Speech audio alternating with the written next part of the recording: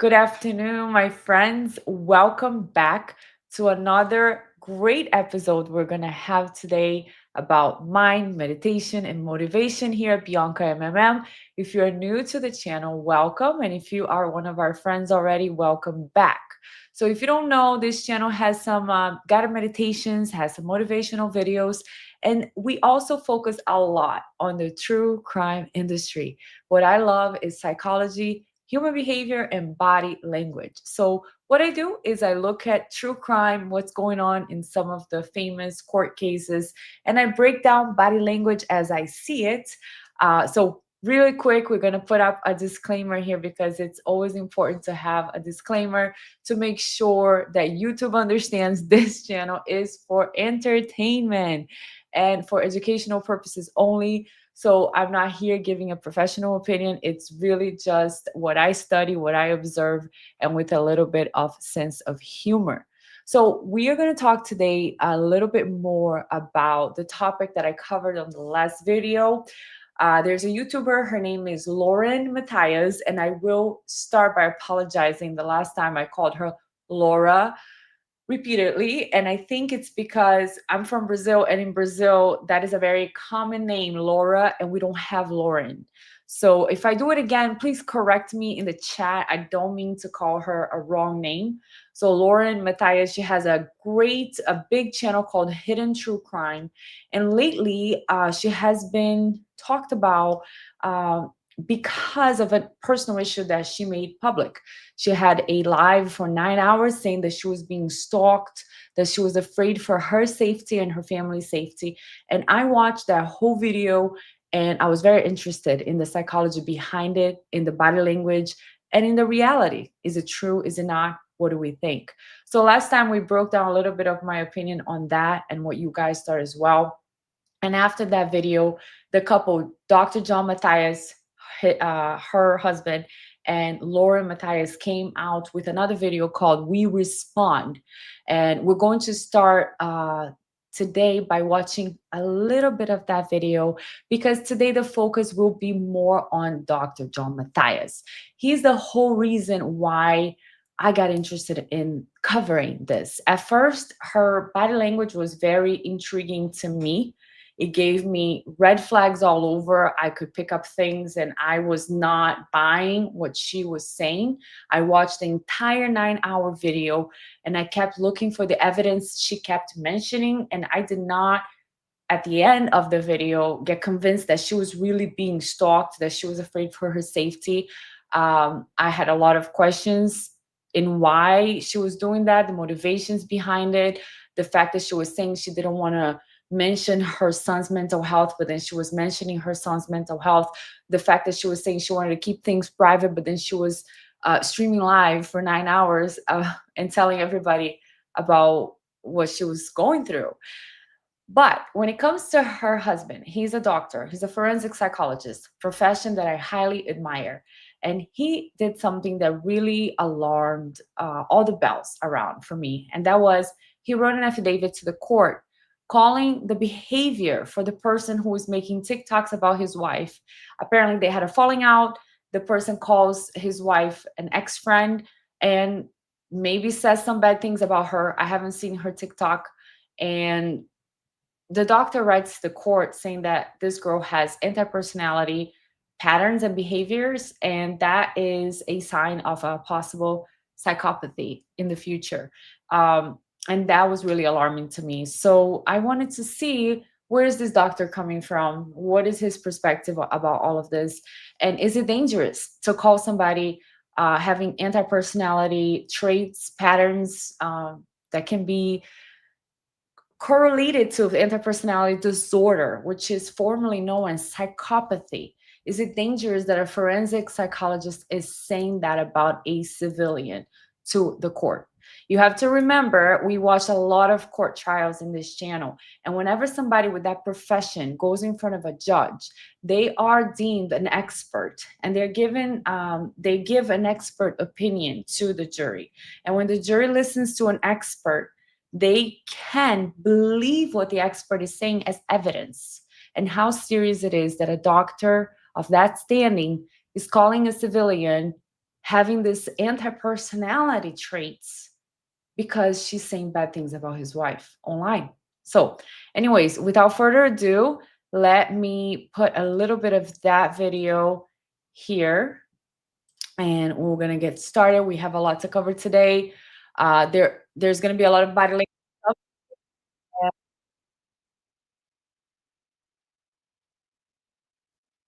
Now I have an echo. So please let me know if you guys have an echo as well. I'm going to play this while I fix the sound here. That suggests that if that's true, that suggests that there's a sadistic quality, that this is someone taking pleasure in harming you, taking pleasure in hurting you, taking pleasure in trying to ruin your character and your reputation and your livelihood and your life, right? That's a risk factor. Anyone who has sadistic qualities is going to be a higher risk. Another risk factor here is this very oppositional, let's call it antisocial quality, which is violating a stalking injunction in the first several hours after it's issued, right? That's basically saying, I don't care. If you see the picture of her in the bar with you, the message she's sending is, not only do I not care about the stalking injunction, but I'm going to intimidate you. That is a pure message of power and control and dominance and intimidation. She's saying, I'm here. I don't care about this injunction. I am going to continue to intimidate and control you no matter what. Try and stop me. That's concerning. The mic drop moment I just mentioned. Recording the police officer Calling after somebody that was called by police implicated her. And so he decided to call her too. And that she called him back to record it. Right. Recording the police officer, posting it online, and essentially not taking the police officer seriously. That's extremely oppositional. That's very antisocial. That's a very antisocial feature. Posting that I feel threatened in a message to her and then posting that online. And all of this, by the way, so we're talking about risk factors. Yeah, let's just talk. We're talking risk factors, right? All of these are risk factors, but they all lead to one thing, and that is dehumanization. What they're doing here is they're portraying you as evil, as the devil, even though Pinata Samurai doesn't mind if you're the devil, by the way. Thank you, Pinata Samurai, for acknowledging that apparently even the devil does really good work. The devil does do good work, but I will do my best to not be like the devil. All of this leads to dehumanization, and you and I know every crime we've ever covered it involves some level of dehumanization. Absolutely, that is crime, dehumanization. And all of this is about dehumanizing you. Even the people that are mocking you, the memes, it's all dehumanizing, right? But they don't care, right? So, which is fine. Which is fine. I've been giving people some good content. A 9-hour live would do that. So I think we've come to the end of this segment. Okay. I've covered why I think this is a risk. I've covered why it shouldn't be dismissed and taken seriously. It's virtuous violence. It's a moral crusade, right? I've covered some of the risk factors, but let's back up a little bit and talk about I'm going to both the definition of stalking here. and the psychology of stalking, because I think those are going to help us go a little deeper here. Okay. But before I do, before he does that, I want to talk a little bit about the psychology that is going on with them, that is going on with Lauren and her husband, Dr. Mathias. And it was very alarming for me when I heard his letter the affidavit to me was the biggest red flag in this whole thing, because he never assessed this person. Christina is her name, the TikToker who was making videos about his wife. He never assessed her. He's not her doctor, and he is making some serious allegations here. As a forensic psychologist, he's saying she's dangerous. He's saying, anti-personality patterns and traits, and that she wants the destruction of his wife and his family, that some of these people that have these patterns and the psychology of the stalker, that they want the death or the destruction of the person that they are obsessed with. Meanwhile, this lady made some videos about Lauren, but Lauren's the one that is following every single thing that this lady is doing. And yes, you did give us 9 hours to make content about what you did. So you can't just allege things about somebody and just expect everybody to believe you and sit quietly, right? And some people here were asking, what do I think about her body language with her husband? And it's interesting because at first, my first reaction when I watched her video was that maybe she was like a manipulator. She was manipulating him into writing that letter for her so that she would have some power over the court and everything. And when I watch this video, I can see that he has so much, he's so invested in this, that he's actually filling her head with more and more confirmations that what she's saying is true, and that there's no ifs and buts about it. The court's wrong, she's wrong, everybody's wrong except for them. So anyways, without further ado, let's get started with a little bit of the video clip from the 9 hour again, where she is going to talk about this letter. She's going to read the doctor's letter, but it's a little bit before she starts so that we can watch her body language. Now, I want to point here in this little sketch, if you can look at the face expression on the sketches that are on the screen right now. On the left, we have one that is called despair versus display. And on the right, we have one, fear versus control. And I want you to look at the facial expression of someone who is in fear, someone who is in despair. On the left side, you're going to see people's eyebrows. The sketch shows the eyebrow of the individual would be down, the face, the mouth would be down, scared. On the right-hand side, same thing. The lips are turned down, the eyebrows are down. Now, when a person is trying to control a situation or control what they're talking about, the audience is feeling, the eyebrows are high, the face is tense and is controlled. So we're going to look at how she shows up when she's about to read these affidavits. She's talking about how she's afraid for her safety, for her family's safety, for her son, and voice is so dry. her But hey, I'm not coughing. face Feels empowering. And yes, does to those that mentioned, my not cough started show around the us same that. time. Okay. Yes.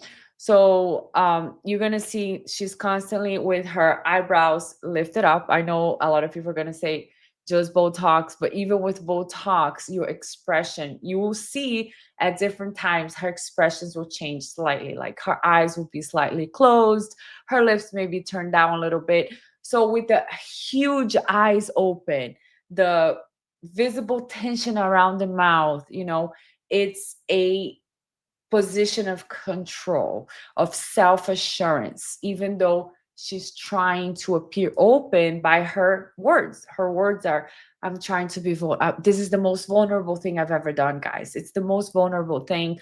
I'm very honest, very sincere. She calls herself honest, transparent, sincere all the time. But behind her facial expression is almost like a disbelief, because her body language is trying so much to hold on to that control. So and then she's gonna say to her, it's just so interesting. She's talking to Grace and her assistant, right? Producer, I don't know exactly her title, but she's in bed and she's gonna be talking about this. And no, she's not in bed in this time. She's just telling us what happened to her in this 9-hour video. But before she reads it, we're going to play this. She's going to say, for those of you who mentioned my cough started during this time. So she's like playing the victim already, and she will do that repeatedly. There's different behaviors that I started noticing with her, she plays the victim. She calls herself great, admirable qualities, but she has to do that. And then immediately she's going to make this face that I have here paused with like the lemon, the little sour taste in her mouth, the eye closure to avoid the reality that sometimes our body does that. We have an eye closure, delay in opening because we don't want to face the facts. But before she says anything, she has to say, well, this was happening. And by the way, I wasn't eating. I wasn't sleeping. So look at how much of a victim I am for this. So let's get started here with her. For those that mentioned my cough started around the same time. Yes. For those that mentioned my cough started around the same time. Yes.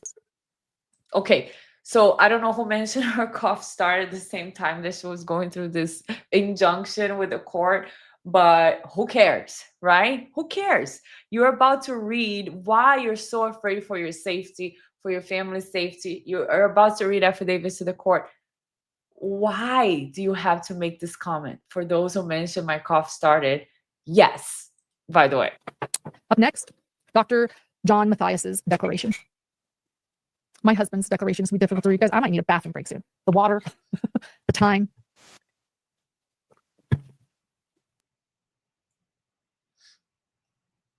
So here is when she is, I think let me just read it here real quick. I think this is when she is talking about my husband, the doctor, right? She has this micro expression of a little lip pursing, little bit of superiority, control, chin slightly lifted, defensiveness, reclaiming dominance. The eyes are slightly narrowed, is a skeptical focus. So even though she is saying she's vulnerable, she's afraid. Remember the sketch in the beginning, afraid is all down, eyebrows down, lips are turned down, everything. Her face is all about control.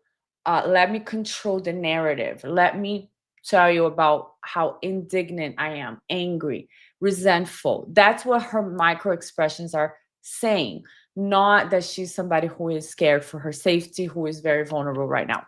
Dr. John Mathias declares the following. I love him so much. Again, why do you have to insert that comment here, right? I love him so much. And look how big it was when she said Dr. John Mathias. And that's something she's going to really lean on the second video we respond, when she's saying, my husband, that's what he does. That's what he does. He looks at criminals and their behaviors and etc. They're really trying to portray Christina, this lady that went on TikTok to talk some negative things about Lauren, as a potential criminal, like as a potential future murderer, because they do reference that the reason why they were trying to have a restraining order against her and all of those things was to keep her from showing up at their house with a gun. So they're really saying that there's a possibility that this lady would escalate to want to really cause physical harm to Lauren. And in the court, from the hearing that we have an audio from, we will see that there is no evidence that was presented that Christina would ever do something like that. The evidence is she went online, she made some TikTok videos. Most of them don't even mention Lauren's name or face. They call her an ex-friend. And Laura interpreted that as being a threat to her safety. So it's really dangerous what they are doing now as a couple, the doctor and his wife, as labeling this person a potential psychopath with potential to commit murder. It's like a really serious accusation. And that's why I wanted to cover the other side, their psychology as well. So again, her facial expression, right? It's very controlled sadness. She's either trying to suppress or vulnerability when she's talking about her husband. I love him so much. Right before she's going to start reading his letter. The eyes are lowered. She's not focused outward in this specific photo here. Introspection, possible emotional withdrawal for self-protection. She's a very controlled person when she is on camera. The emotional subtext of this whole facial expression is emotional exhaustion and sadness beneath composure. Again, she's trying to stay in control over the narrative. The vulnerability is creeping through self-control, and this is the first time we see an actual drop of real emotion after the rehearsed time, the rehearsal, the narrative that she keeps talking about with so much control. This is a small emotion she shows, and that's right when she says, I love him so much, my husband, the doctor. Keep going. Dr. John Mathias declares the following. I am the husband of Laura Mathias. I am a clinical and forensic psychologist licensed in both Utah and Nevada. I received an undergraduate degree in philosophy from Princeton University, a master's degree in marriage, family, and child counseling from the University of Southern California, and a doctorate in counseling psychology from the University of Southern California. So this is her facial expressions right after, his credentials are read. The lips are pressed inward, corners are slightly drawn back. Again, self-regulation. She doesn't want to leak anything like excessive pride from what she just said. This is the see, I told you so. Restrained pride, because she's trying not to display over satisfaction. She loves to be able to have a mouth full when she's talking about the credentials that her husband has, even though he has never sat down with Christina as a patient or had her fill out a questionnaire or had her fill out any specific test to go online and say she has interpersonality patterns and behaviors. And I want to be careful here, because he did not say she has interpersonality disorder. He did not call her a psychopath per se, but psychopathy is what used to be called psychopathy in the DSM, the book the psychologists used to diagnose personality disorders. That used to be a term, psychopathy. Now it's called interpersonality disorder. That's what they call it. But he's not saying she has a disorder. He's saying she has patterns and behaviors, okay? And he's going to read very different examples from books about stalkers that he's going to use as weight for his comments. But really, it's very irresponsible, because he has never diagnosed Christina as an individual to be able to say that. Maybe he's allowed to say that, but I don't know. As a doctor, if you want to say that, especially to a court, because your word, your opinion as an expert has a lot of weight, right? So again, it's like gold star moment, right? Look at how awesome my husband's credentials are. You have to believe me, because my husband believes me, and this is what he thinks of Christina. So that's her oversatisfaction. I am currently a partner with Lauren in Hidden Productions, where we co-host the Hidden True Crime podcast and YouTube channel. I also supervise doctoral students at the University of Nevada, Las Vegas, and have done so since 2007. I have evaluated over 500 criminals for the risk of recidivism and mental health problems, psychopathology related to criminality.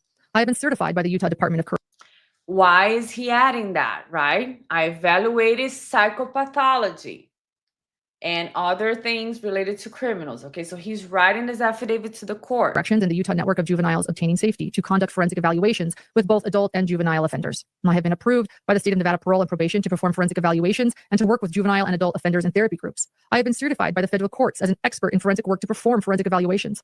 I have received federal and state expert services contracts to perform forensic work and to conduct forensic evaluations.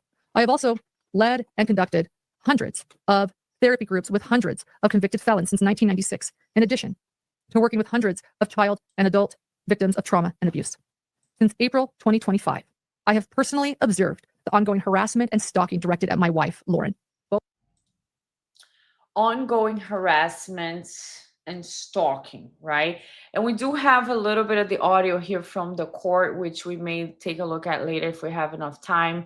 But when she's talking about this, the stalking, the threat, look at what her face is doing, guys. This is very interesting for us, because she's not showing fear. What is a threat? What is stalking? I invite you guys to go on YouTube and write, type in 48 hours stalking cases, for example. I've watched a few this past weeks because I wanted to have a reference. What is real stalking? Stalking and threats. Threat would be something like, if you don't talk to me again, you're going to regret it. Or you shouldn't go out with this guy anymore. or I'm watching you. That's like stalking. I see what you're doing, where you're going. I'm following you. I have pictures of you.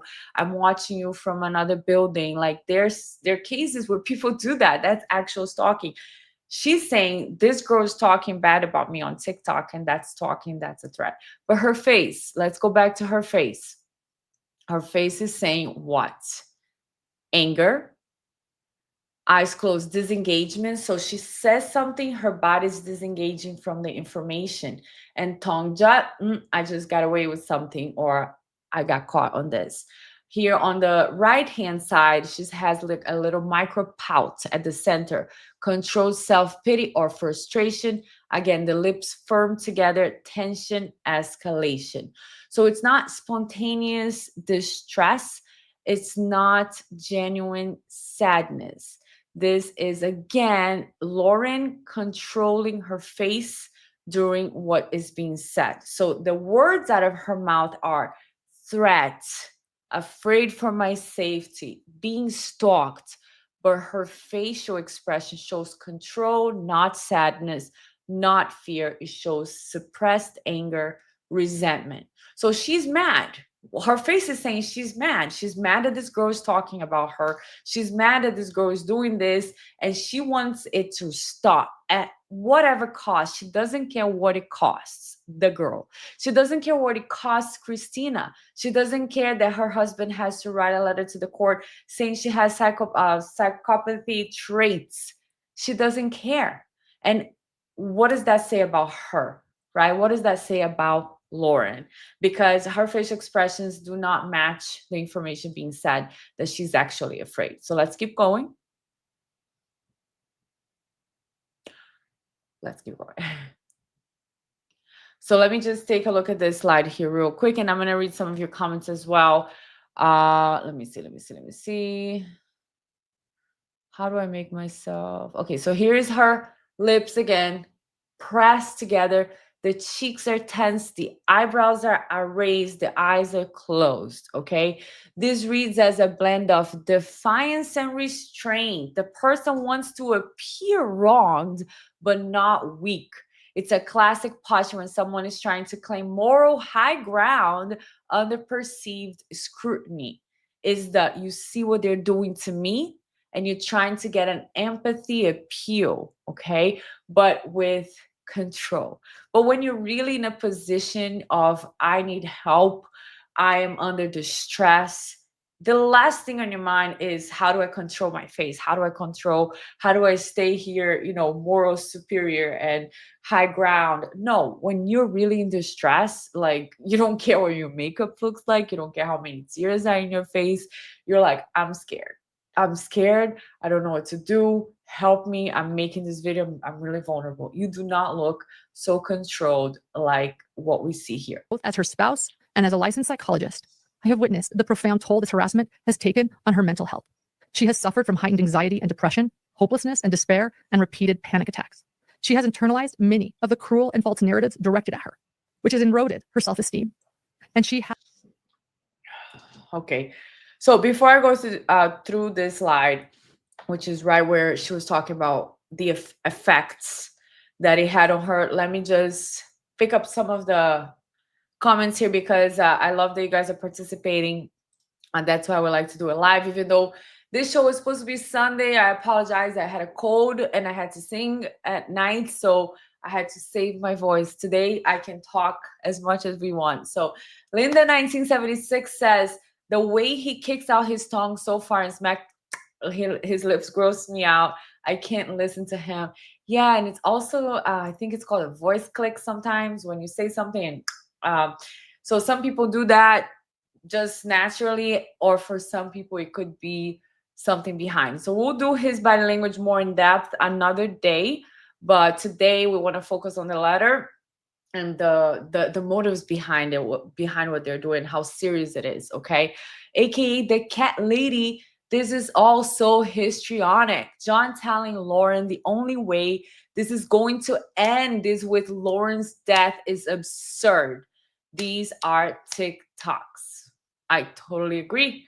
That's why we're covering it, because you can't just say things like that. I mean, you can, but there will be, pushback. And that's what we're doing here. We're showing, hey, sir, doctor, how are you saying these things? Like, what is your evidence? What are you basing on? It's dangerous, to be saying those things, and very harmful. I mean, if anybody should be in the court asking for to stop because it's defamatory, is Christina. Because what if she goes to get a job, or she has a reference, she needs to move somewhere, and people are like, oh no, this lady has like anti-personality traits, we don't want her here. It's very dangerous. So histrionic is one of the personality disorders that I never really got deep into. And I'm very curious if you guys see any traits, let me know what they are, because I've always studied, the narcissistic personality disorder, the anti-personality disorder, borderline, but the histrionic, I have not gone deep into, and I'm curious to learn more. Leanne, good to see you here. I used to respect Dr. John, but this is outrageous, and it's projection as well, and he should know better. Exactly. It's what I said the first video. I used to watch him, like, no problem. I love psychology. So anytime a psychologist is speaking, I'm like, yeah, let me learn. I love to learn. But when I saw that, I knew it was wrong right away. I'm like, he never consulted with her. He never tested her. So this is wrong and disappointing, really. So Linda is saying he enables her histrionics. There was no stalking. All the lies they tell here is disgusting. And I don't know if they believe it. They seem like they really believe it. They also seem to have some malice behind it. Like, let's escalate this. We're now, it's war. Like, it's us against them. They even say it's good against evil, and they say something about the devil has some nice tricks, and somebody called her dark. I didn't hear nobody calling her dark. And I have to say, the Daybell cases that she covered were really dark, maybe had some effect, because it was hard to watch and to hear the things that the people were dealing with. So I don't know, maybe had an effect on them, but I didn't hear anybody calling Lauren or her husband dark. I think that that's part of her perception, and it's causing all this havoc here. The control was Lauren showing up at the convention that she knew Christina had paid thousands a year ago. Lauren didn't plan on going at all until she got a temporary restraining order. Correct. And also, I listened to the audio from the judge saying, I never intended, this is not the reason why we had that injunction. The stalking order was not to prevent Christina from going to this. That if that's what happened, that was a mistake. The judge said it clearly, that she can go to these type of situations, and he expects for them to be at a distance. Nobody's making faces at nobody. Nobody's talking to nobody. But that he never intended that Christina was not allowed to go to the convention. And correct, Christina had the ticket first. Lauren knew Christina had the ticket. Lauren was not working there. She was not speaking there. She was not doing anything there. She decided to go at the last minute. And then she goes and has the cops tell Christina she cannot participate in the convention. How cruel. How cruel is that? To see the girl, Christina, the woman, on the floor looking for her papers, her credentials and everything, with two police officers standing above her saying, you can stay in the hotel, but you're not allowed to go in the convention. How cruel. I will tell you something, I would have cried. I can tell you right now, I can see myself in that situation. I would have cried. I know Christina cried because we watched it. And you know what? Lauren played it in her 9-hour live, victim live, and she was watching Christina go through that, enjoying it a little bit. Her face had no remorse, no sadness. It was just a straight, controlled face. And it's not Botox, because even Botox will allow us to make facial expressions. Okay, look, my forehead doesn't move a lot, but I can still make facial expressions. Maybe I use a little less than she does, but that to me was cruel, amongst other things, right? Elizabeth, I've never watched any of their prior videos. Now I know why. Honestly, Elizabeth, they're not bad. They're not bad. She covered a lot of the Daybell trials. There were many, many, many trials. And she was very invested in that court. I'm sorry, in those cases, she was very invested in that. I had nothing to say negative about her channel, about her husband. Zero. But I don't like injustice. And I just don't like when people punch down. And she has a huge channel, almost 500,000, I don't know, 300, 400,000 subscribers. And she's punching down somebody that has, like, I don't know how many people follow Christina. Please let me know, guys, in the chat if you know. But I would have never known Christina is saying bad things about Lauren on TikTok if Lauren didn't make a big deal out of it. So it's all very cruel to me. Funny how in all these hours of manipulation, gaslighting, they never once mentioned the court hearing, much less play it. When the judge said he wasn't making her stop TikToks, she dropped it. Yeah, and even her attorney in that hearing, her attorney sounds just like Lauren. He's like, my client works at courtrooms. The other lady, Christina, what do they call her? So we have petitioner, the respondent. The respondent does not work at, so she should not be allowed to do that. She should not be allowed to post TikToks. The judge like, no.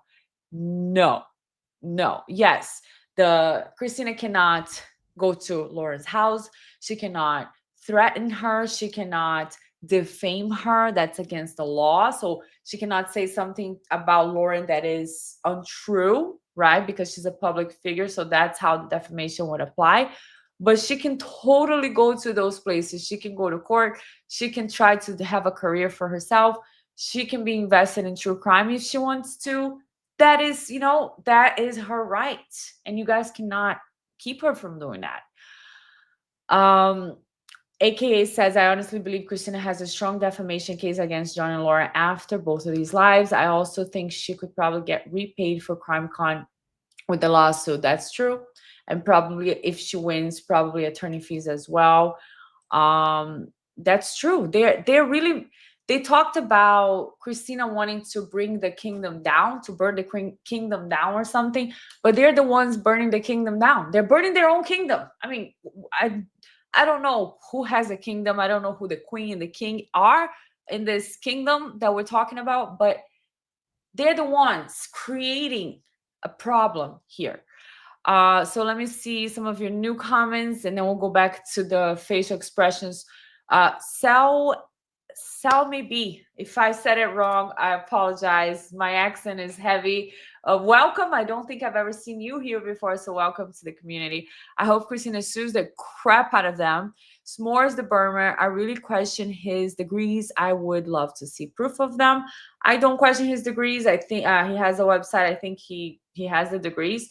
But even doctors, even psychologists lack perspective sometimes, right? How wrong is that? How wrong is what they're doing right now, and how cruel? Natalie Pirani. Her childhood was steeped in fear of being kidnapped and fear of death.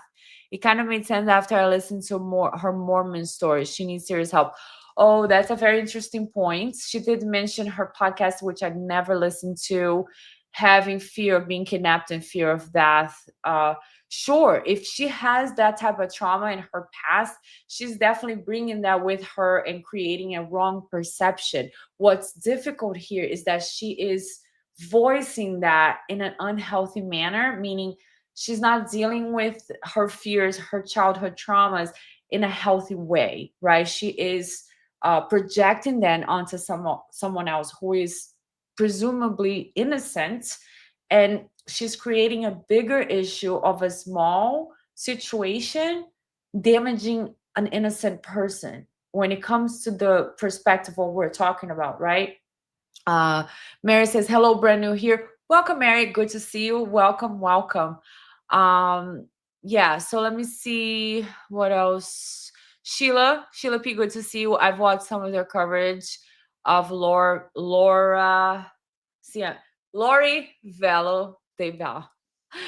That's like a whole thing, right? After I said Laura, and now I'm trying to get her name correct to Lauren, and then have to say Lori. Okay.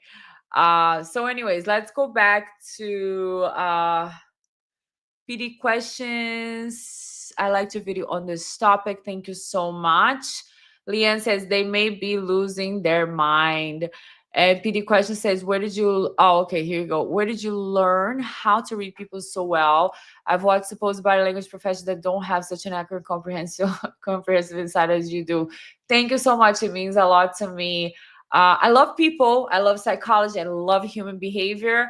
I've always liked to watch people. And it is interesting because I can be in a room with 30 people, 40 people. And sometimes it's not like, it's a strange thing, it's a blessing, it's a gift in a way, because I have the empathy, the compassion. Like sometimes I'll be like, oh, I think this person needs to talk, they're going through something, and they don't say anything, and I'll say, hi, how are you, what's your name? It's strange. And then of course I watch body language specialists, I read books on it, I study psychology for fun. And it's a combination of things. It's just something that I really enjoy doing. I think when you enjoy doing anything, you get a grip for it a little bit. Phoenix says, what about the ethics of her own husband diagnosing his wife? Exactly. It's what I said the last time. What did I say, guys? The last video. The moment that she said, I am thinking about hurting myself, I'm extremely depressed, my mental health is suffering, he should have done what? How do you call it?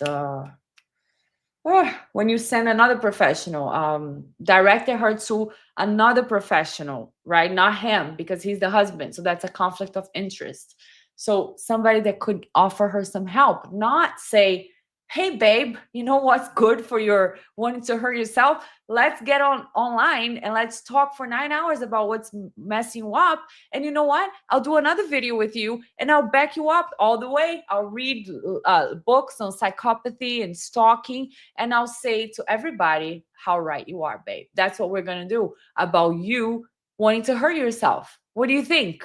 That's great advice from a psychologist. No, even I, who am just a YouTuber, just a normal person, a random person, would say, you need professional help. You want to harm yourself? We need to call 911. Yeah. And you know what they do in Florida? They bake a rec you. They take you to a mental facility for 3 days.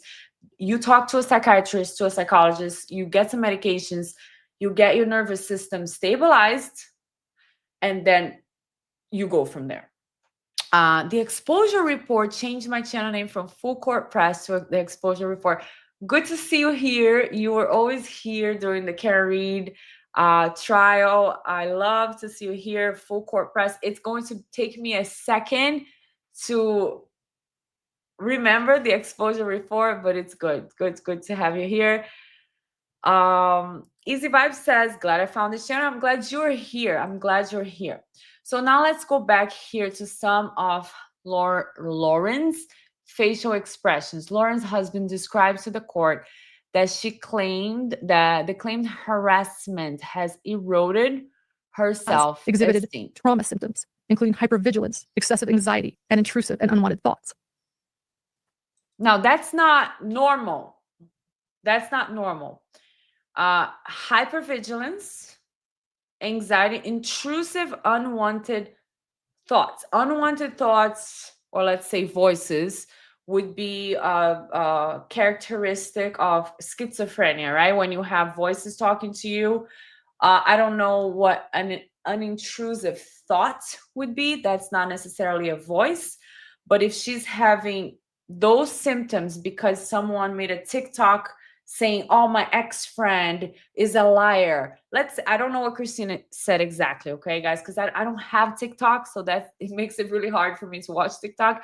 But from what I understand, some of it were like music, clips of music, Eminem music.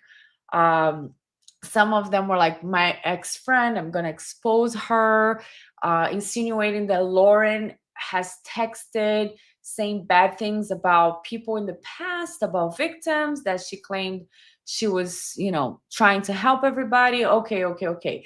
So listen, Lauren, it looks like you have a little bit of a pattern of talking shit about people, you know, you work with them or you have, and then you say in your video, I was having a private conversation with a colleague of mine, professional conversation, private text message. And then I said the girl was annoying and very irritating and I couldn't take living with her. So it was a private professional conversation. No, Lauren, let's break it down. It's not professional because you're saying the girl is annoying. It's like you're talking shit. You're talking shit. Hey, nobody's perfect. Everybody talks shit about somebody sometimes. Don't pretend like you're this freaking hero that has no defects. Just say, listen, guys, I got caught. You know, the girl's annoying to me. I was calling her annoying. I got caught. That's it. Don't be like, I got caught and now this needs to stop and they're stalking me and it's too much. It's too much. Okay, so let me see what this facial. Her facial is very controlled and tense, right? Tense is very different than fearful. Fearful is lips turned down, the eyebrows turned down. You're just like compressed, everything within. You're like, your shoulders are towards your torso. Your neck is down. Your body is down. Fear. You're trying to disappear inside of yourself. Now, this facial expression, what does it tell us here? The lips are now more tightly sealed. The firm upward compression. The eyes remain closed but less relaxed. The jaw's muscles are engaged. The chin is still lightly tucked. Again, from the top, as we can see here in the middle, emotional regulation gesture. The eyes are closed, the lips are pressed. Both are soothing behaviors. They momentarily block sensory input and contain emotional leakage. Again, when somebody hears the phrase, see no evil, hear no evil, body language, very simple, okay? When somebody's like, oh, I don't want to see this, or I don't want to hear this, or real quick, you're saying something and you touch your mouth, meaning I don't want to speak this. So subconsciously, it's kind of like see no evil. I don't want to see anything bad, hear no evil, or speak no evil. So here is when she has this eye closure, blocking when she's talking about intrusive thoughts. It typically implies vulnerability or distress, but the face is not showing vulnerability or distress. The face is showing controlled tension. Lauren. So let's keep going. Oh, this is from by the way, I haven't eaten. I have watched her withdraw socially and struggle to concentrate with a significant decline in her work focus and productivity. She has also experienced ongoing insomnia, reduced appetite, and weight loss. Feelings of inadequacy, by the way. I have tried to eat today and I cannot. I have not eaten today, which is why, forgive me, Nancy Jo, oh, wait, with plastic, I know, but I'm sipping a root beer.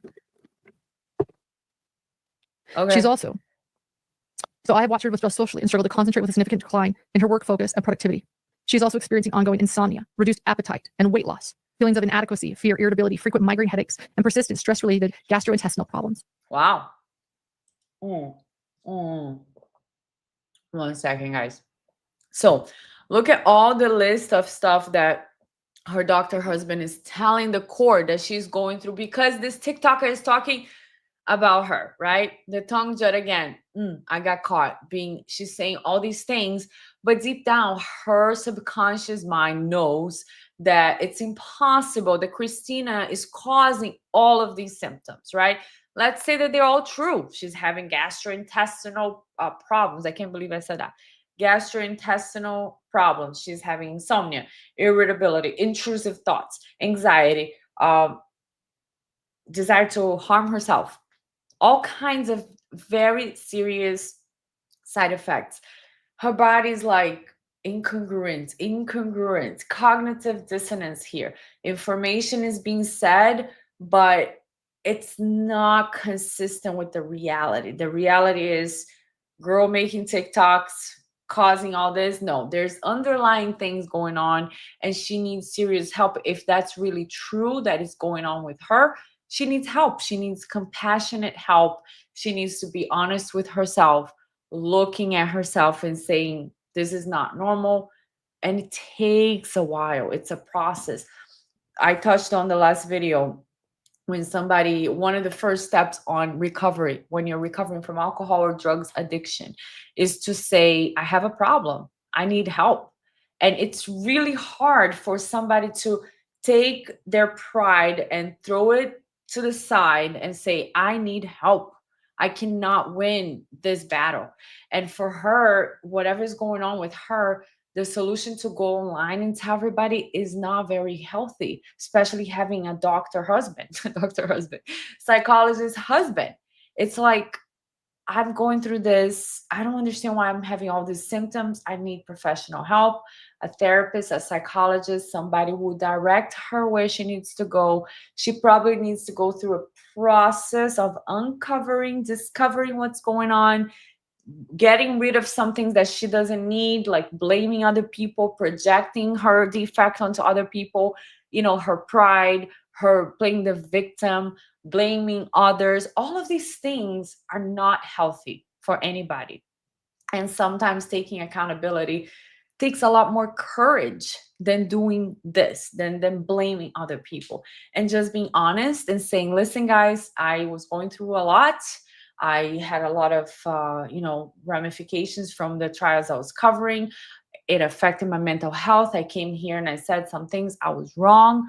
And now I'm taking care of my mental health. I'll take a break, something more honest that anybody would understand. All human beings understand vulnerability because we all have our defects. We all have shortcomings. We all make mistakes. And we understand when we see somebody saying, hey, I messed up. It's more beautiful. It's better than just hearing somebody playing the victim and blaming others. And you just can see and you can hear without knowing any body language, something is off. I don't buy it. I don't buy it. That's how I felt when I watched her 9-hour video. I was like, where's the evidence? What are you talking about? Where's the threat? What did she say to you? Did she show up at your house? Was she following you? Was she texting you all the time? What happened? It's all her perception. It's all her perception.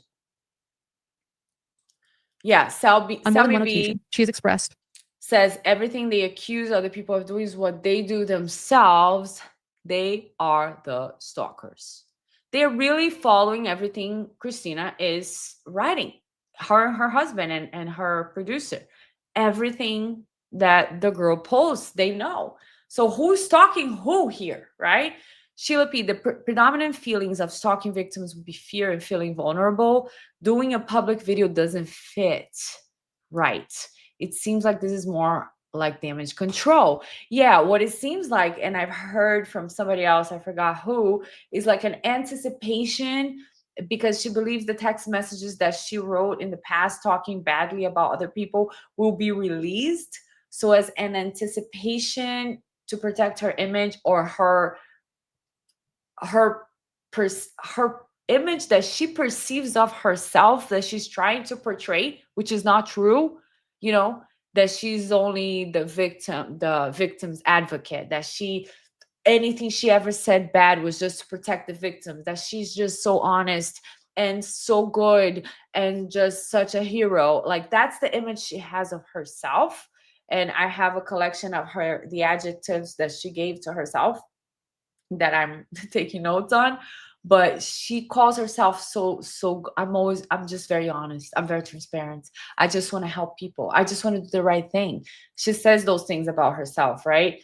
And it's like she's anticipating something is coming to damage that image, and she wants to put this out. Ask Bob, always good to see you here. If Christina scared her so easily, she needs to stay in her house. This is irrational fear or fake. Yeah, her body language is definitely not showing fear. MS, why do people alter their appearance? Botox lips, too much makeup, fake nails, fake hair. What does it say about a person? Well, listen here, MS. I don't know what it says about a person, but I'm not judging her appearance here. I'm just talking about the Botox because sometimes it affects our facial expressions. And because we are talking about micro expressions and body language, it's important to note that sometimes the forehead or the things on the eyes here, the wrinkles, is affected by Botox because it paralyzes the expressions, right? Even for me, I have one eyebrow that goes up, not right now because of Botox, but when I smile, one eyebrow goes like way up.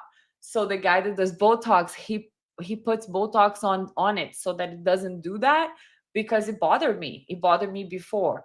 So I don't know. I don't know why people do the things they do. You know, I can tell you that I like to do my nails. I like to put makeup on. I feel good about myself when I do it. I don't know what it says about me, but I enjoy doing that. Um, okay, we have AKA. Okay, so here you go. AKA saying it's extreme insecurity mixed with narcissism, in my opinion. There you go. Glenn is saying a Christmas tree before Thanksgiving. How dare you? LOL. Good to see you, Bianca. Good to see you, Glenn. A long time.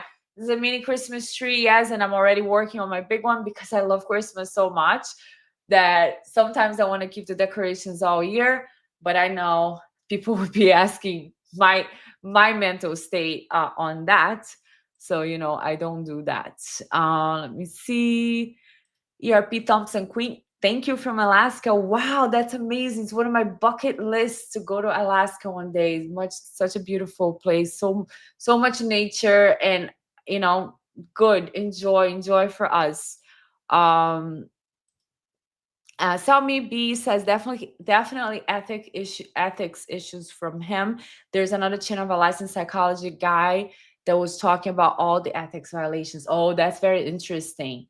Send it to me. Maybe I will take a look at that, because it really scared me. I was like, wow, this is a real doctor, real forensic psychologist. Like, he really deals with criminology, and he's like calling this girl all these things. Very dangerous. Leanne, so sorry, says mandated reporter. Natalie says, I love this channel. Thank you so much, sweetie. There's so much stuff on the Karen Reed if you watch that trial that I think you would enjoy. Natalie says she's very, very into Mormonism and their beliefs. AKA says, we're not in the Middle Ages. No one is burning a kingdom to the ground. No one literally wants Lauren's head on a platter. Right. They're really taking that literally, and it's scary that their perception goes that way. Natalie says, I hope they get sued. They're just wrong in their actions. Yeah, I mean, I don't know. I don't know, you know, what they're thinking. Ask Bob, member for 6 months. Love you. So anyways, Leanne says, I just started ordering new decorations already. Yes, love Christmas. When I'm ready, everything's ready in the house. I'll show you guys how it looks. So let's finish up the video here, and then maybe we'll go to hear a little bit of the court hearing and how the judge responded to her attorneys. Suicidal thoughts, overwhelmed. Okay, I want to stop here because I remember watching the video first time, even though we just played again. I'm like, I want to stop. When she says suicidal thoughts, this is her face right there with the eyebrow. And that to me was a huge red flag, right? I was watching it, big screen, and she says, suicidal thoughts, I can't do it, but look at her. She looks at the camera, raises the eyebrow, meaning what? Okay, so I want to read this to you guys that I created with a lot of care, you know. Visible cues, the eyes, this is all leading up to her saying that. So under suicidal thoughts, on the yellow here on top, it says dramatic pause, looks at the camera. She says, see, I said the S word. Will you now see that I am a victim? But her face still says, I'm in control, consciously steady, slightly tense, designed to project calm before the storm. Meaning what she's going to say is so serious that you better take it how serious it is, to show how much of a victim she is, because she had an ass thought. Okay, so the visible cues that we see in these facial expressions during this phrase are the eyes are nearly closed but relaxed. Again, not sadness, composure. Lips are pursed inward. with mild asymmetry. The left and the right side are different, right? One is up, the other one is down. The jawline set, no drooping or slackness, as I would see on somebody who is sad, hopeless. Whenever somebody wants to harm themselves or feels there's no need or no hope for the future, that's when somebody thinks about the S word. Okay, so her face very controlled, the jawline set, there's no drooping, no slackness, the head is tilted slightly down to the side. It's a micro submission cue, but controlled. Interpretation of this is a composure masking emotional discomfort. This is a classic self-containment before speaking expression. Right before she says, you see what my husband said about it, right? The S word. And she looks at the camera. Pause. Wow, a dramatic pause. And then here we have some decoded meanings on the right hand side. I'm composed, but I want you to take me serious. This is a hard thing to say. Hold it together. I'm struggling, but I'm strong. I acknowledge pain without letting it show. Now, if somebody's really hopeless, if somebody's really going through pain, if somebody's really crying uncontrollably, none of this would show because we wouldn't have that composure maintenance, the control, the by the relentless firmness nature of the malicious and false attacks, false attacks directed toward her. Now, the false face, right? False attacks is a very angry face. That's what she says. She looks at the camera. She's just angry. She's not scared. She's not afraid in this facial expression. Eyes are wide. They're not softened. They're heightened vigilance, not vulnerability. This is not hurt. It's controlled resentment with self-pity overlay. It aligns with self-image management. She's broadcasting, I'm under attack, while guarding against showing raw emotion that might undermine authority. So that's the face talking about what has been happening to her. They are false. The day I will never forget is July 7th, 2025. At approximately 5 o'clock in the morning, I woke up to Lauren rocking in our bed in visible distress.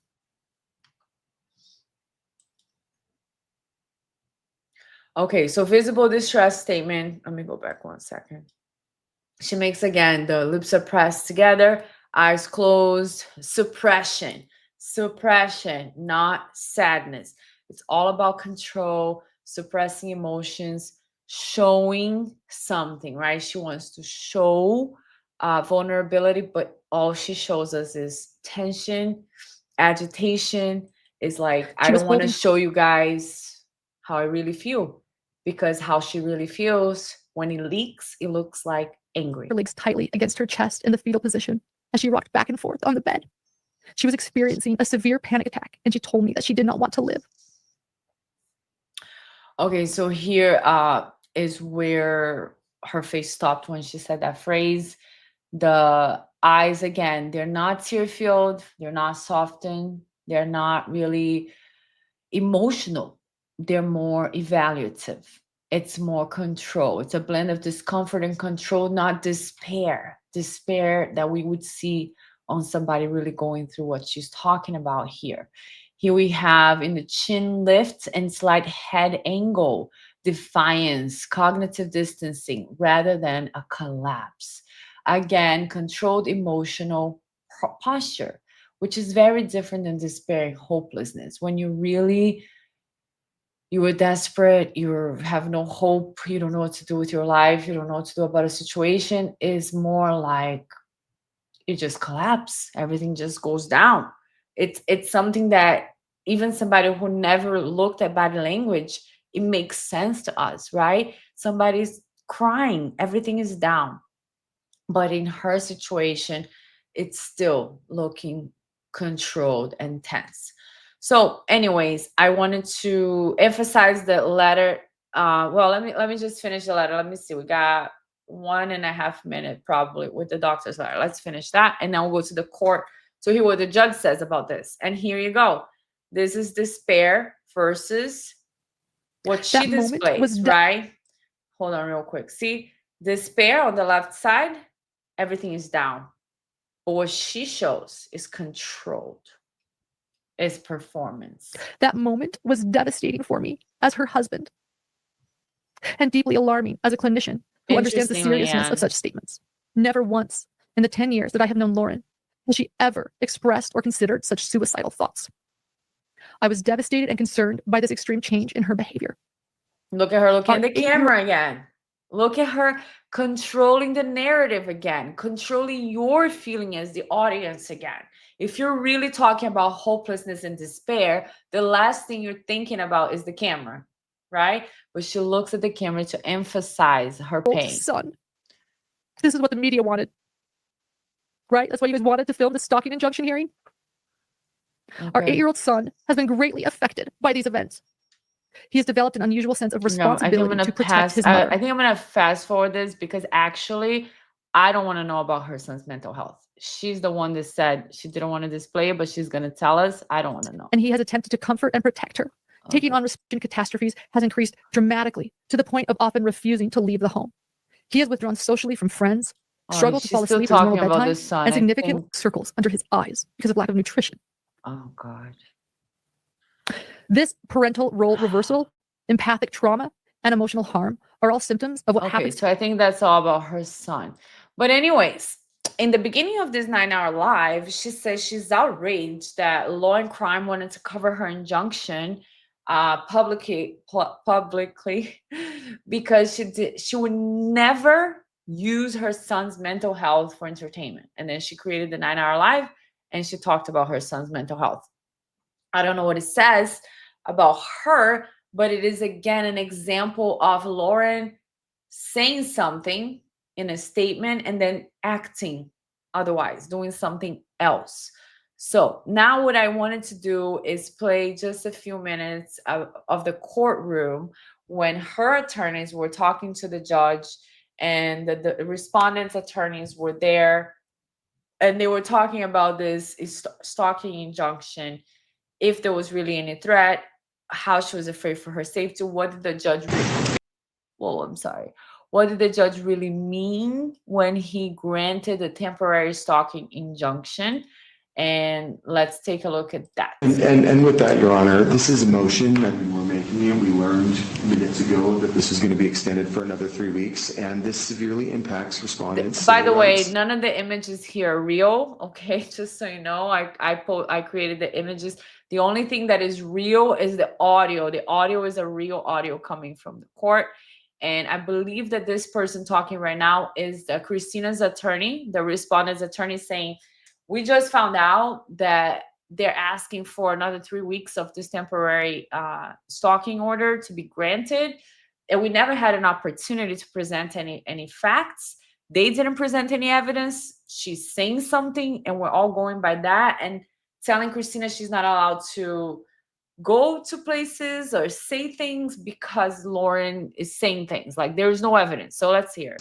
I mean, this is what we have. I mean, at a minimum, we need a clarification for the amended temporary order that that makes clear that she's entitled to go online and talk about whatever she chooses to talk about online, and that certainly can't be a gag order that it has extended, that we're going to be on for a motion for sanctions about, and then that's going to go for another 3 weeks now.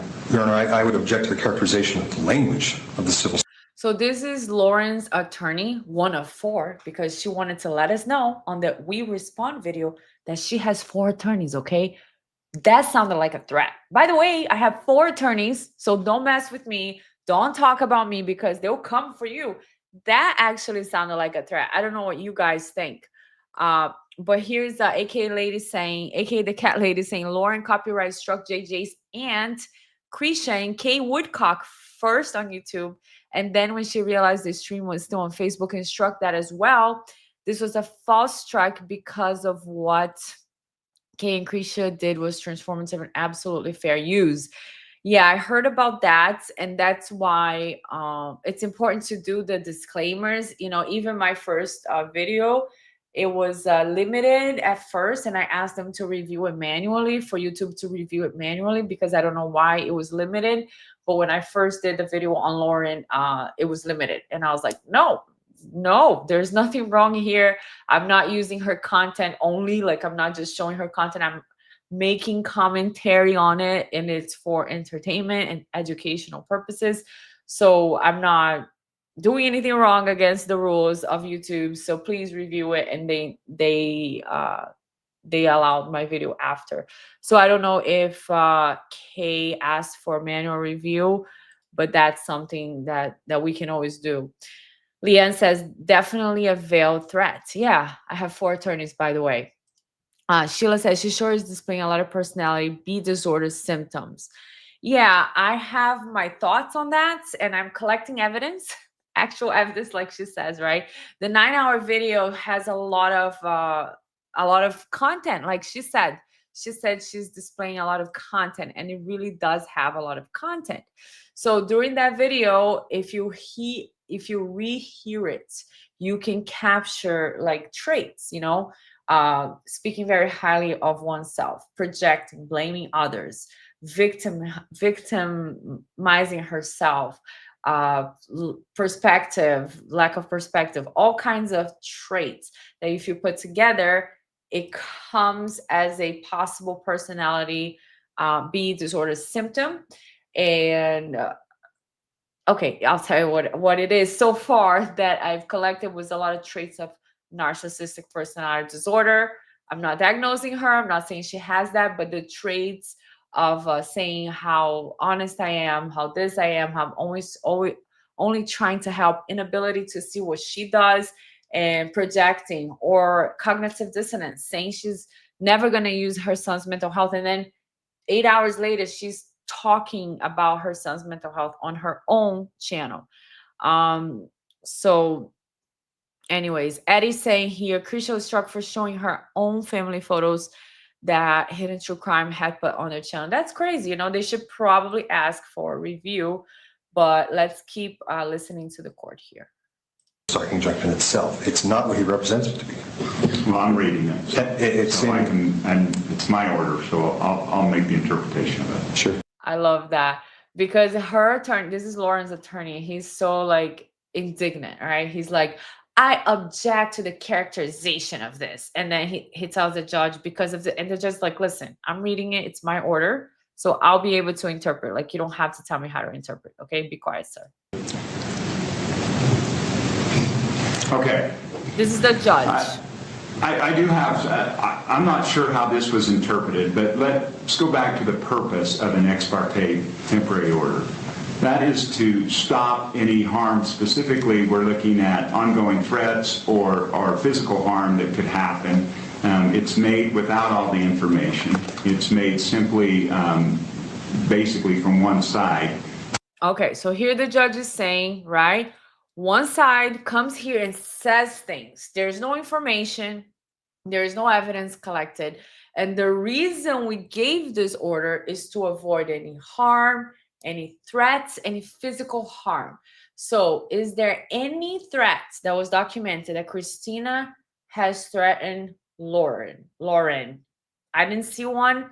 I did see Lauren saying, if you don't stop talking about me, I will have to pursue legal action. That's a threat, right? She's allowed to say that, but it's a threat. I didn't see Christina saying anything to Lauren. And I didn't see any physical threats. I saw Christina going to the Comic-Con that she was going to go way before Laura knew. So again, the judge is saying that's the reason we give that, to prevent. So let's say it's a real stalking case. And then the victim comes to the court and says, Judge, my ex-husband is stalking me. I'm afraid for my life, for my safety. That's what I'm telling the judge. The judge says, okay, here you go. You have this order. He's not allowed to come close to you. He's not allowed to threaten you. And if he does, the judge will have, to escalate the punishment to the ex-husband. Now, in this case, that's what the judge is saying. Listen, that's the purpose of it. That's why we give it without having to hear all the evidence. It's just that one party providing the information. As the ex parte order right now, it prohibits personal contact and prohibits threatening, annoying, stalking, harassing, that will remain in place as is.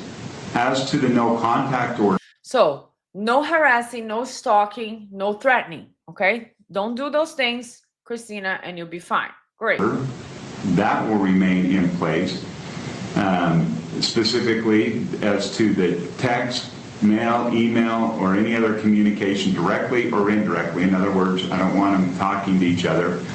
Now, it does identify other people and family members for sure. So Mr. Mathias is sure going to be covered by that. Okay, so Christina is not allowed to text, email Lauren or John Mathias or their family. Okay, she wasn't texting or emailing them. She was not contacting them at all. She was posting on TikTok, and a few months back, Lauren wanted to talk to Christina, and she approached her in the court to say, I'm so sorry that I'm so sorry. And Christina said, listen, Lauren, I know you were talking shit about me behind my back. And Lauren said, I'm so sorry. I didn't know you well. You know, I'm so sorry. You seem like a wonderful person, blah, blah, blah, blah, blah. Being fake again. And then after that interaction in person, Lauren texted Christina, thank you for talking to me today. Christina said, thank you for being vulnerable. Then Lauren said, I will always have your back. I will always be here for you. That was like in the morning. In the evening, she said, I hear you release my text messages. If you don't stop, I'm going to pursue legal action. So she's being fake, right? She's telling somebody in the morning how she cares about them. She will always have their back. And in the evening, she's threatening them with legal action. And that's just something, it's a characteristic. It's a defect. It's a defect of character. You know, it's not great that you can't like just be genuine. You know, I don't really like you very much. We're not real friends. We're acquaintances. You know, you don't have to be friends with everybody. You can't trust everybody.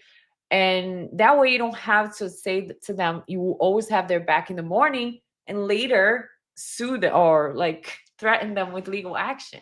But anyways, let's hear the judge. As to Grayson Yore, is there any reason that your client would need to contact Mr. Yore? Miss Yore, but no. Oh, excuse me, Miss Yore, thank you. Okay, then Miss Yore's included on this. Son is covered by this. So that will remain in place as well. As far as the stay away order portion of it, stay away from her home. Glenn, it's not Judge Beveridge on the screen. It's Lauren. It's Lauren Mathias. It's her face as the judge. Like her face like crying, you know. So, okay, you can't go to her house. You can't go to her house. Was Christina going to Lauren's house?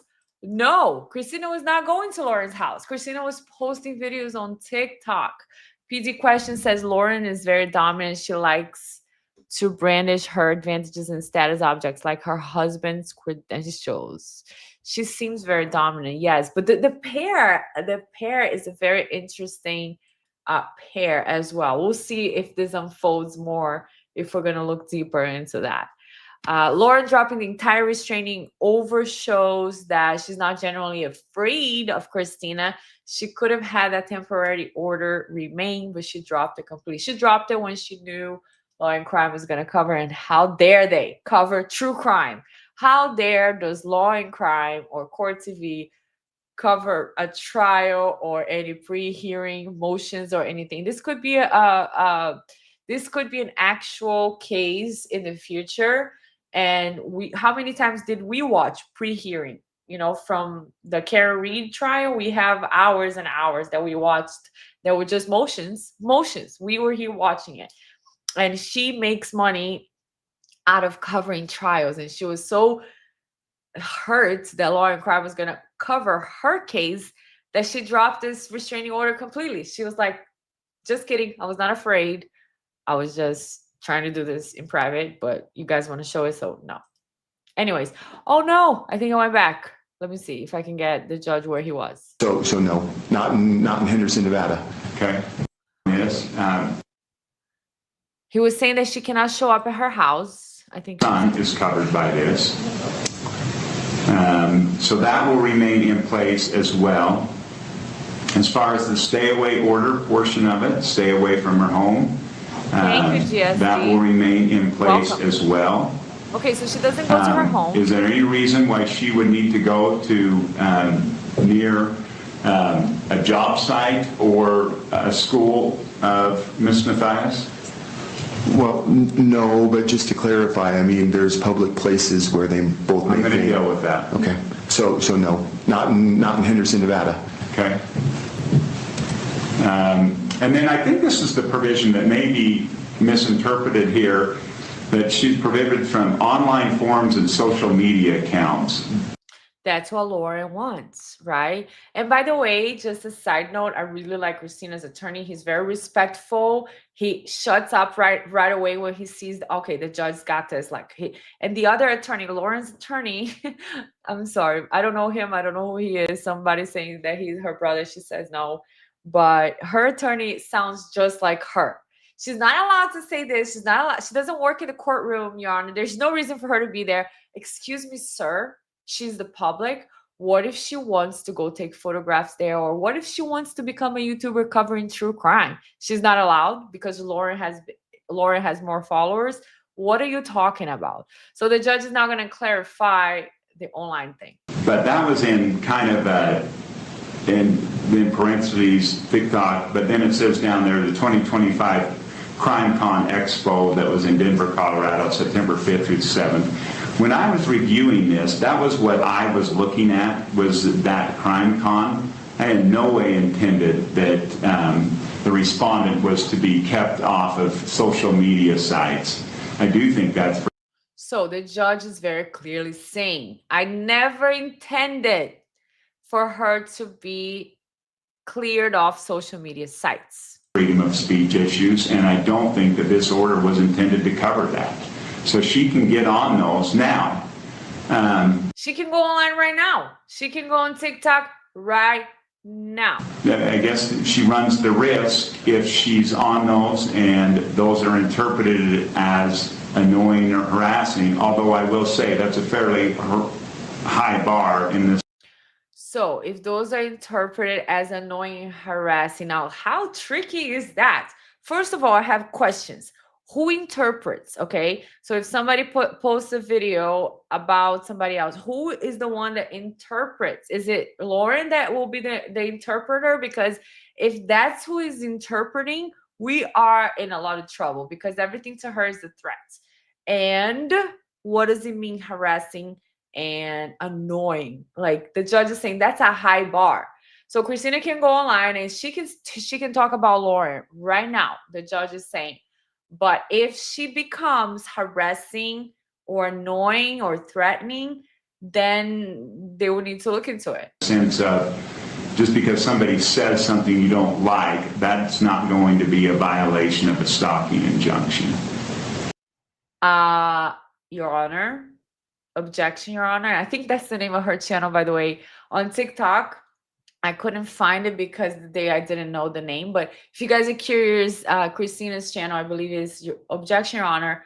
An objection, Your Honor, because that's exactly what Lauren's attorneys are saying, that Christina violated the order because she went on TikTok and said something negative about her or posted a music video that didn't even have Lauren's name. And they're saying she violated the order, and that violation that they're claiming Dr. John Mathias is using as a sign of a stalker characteristic that could cause a potential death in the future. So things are they're escalating, and language is fascinating and it has a lot of power.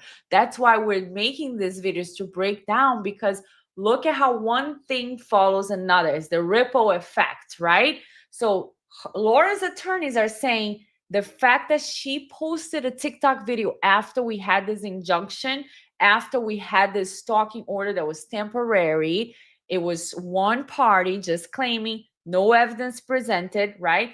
The judge did that to protect her from any physical harm, any threats. That's why the judge did that. So her attorneys are using that as a weapon, saying after we had that, she posted a video. That's a violation.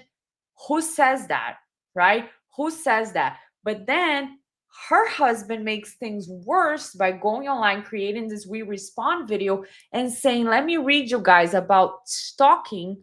Let me read some characteristics. And you know what they do? They violate, they have disregard for court procedures. And because she does that, she's a dangerous person that can cause death in the future. She can physically harm us. She can show up at our house with a gun. Now, how serious are those allegations, right? So, wow, it's like I live in a different world watching this happening.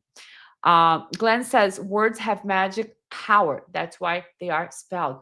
Ha ha ha. I got that. Even though I'm very slow sometimes, I got that one. Good one. GSD's dog mom. Her mouth looks like she's fixing to spit. And Glenn Lake says, conjunction function, what's your injunction? Let's see what else the judge says. And there would have to be directed comments that were clearly meant for a specific purpose. Yeah. Clarify. What do you mean? Directed? It would have to be a direct comment for a specific purpose. There was, in obtaining the order, petitioner made some allegations that she had strong belief that she was in immediate danger. Immediate danger. So Lauren is saying she's under immediate danger from Christina. In relation, again, to the crime con that was in Denver, Colorado. So at the crime con convention, she felt she was in immediate danger. Of what? Of what? What evidence does Lauren have that Christina could cause her any damage, any harm? She was the one. She knew Christina was there before Christina went. Christina had the ticket a year prior and told Lauren.